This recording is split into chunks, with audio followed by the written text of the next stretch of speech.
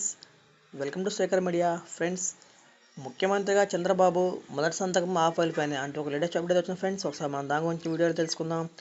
Friends, తెలుసుకునే ముందు మీరు కనుక మన ఛానల్ ఫస్ట్ టైం చూస్తే కనుక ఫ్రెండ్స్ మన ఛానల్ లైక్ చేయండి, అలాగే సబ్స్క్రైబ్ అయితే చేయండి. ఫ్రెండ్స్, టాపిక్లోకి వెళ్ళిపోదాం. ఇటు ఆంధ్ర ప్రజలతో పాటు యావత్ భారతదేశం ఉత్కంఠగా ఎదురు చూసిన ఆంధ్రప్రదేశ్ ఎన్నికల ఫలితాలు నిన్న విడుదలయ్యాయి. ఈ ఫలితాల్లో కూటమి అధికారంలోకి వచ్చింది. ఈ నేపథ్యంలో జూన్ 9న చంద్రబాబు నాయుడు అమరావతిలో ప్రమాణ స్వీకారం చేసేందుకు భారీగా ఏర్పాట్లు చేస్తున్నారు. అయితే చంద్రబాబు నాయుడు ముఖ్యమంత్రిగా ప్రమాణ స్వీకారం చేసిన తర్వాత మొదటి సంతకం ఏ ఫైల్ పైన పెడతారు అనే ప్రశ్న అందరి మధ్యలో మెదులుతూ ఉంది.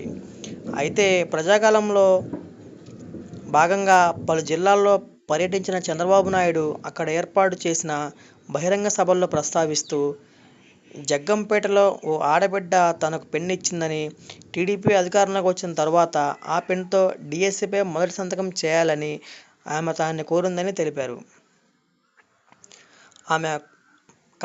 ఆమె కోరిక ప్రకారం తాను టీడీపీ అధికారంలోకి వచ్చిన తర్వాత మొదటి సంతకం డిఎస్సి పైనే చేస్తానని ఆయన హామీ ఇచ్చారు. అలానే 5 ఏళ్లలో 20 లక్షల ఉద్యోగాలు ఇస్తానని తెలిపారు.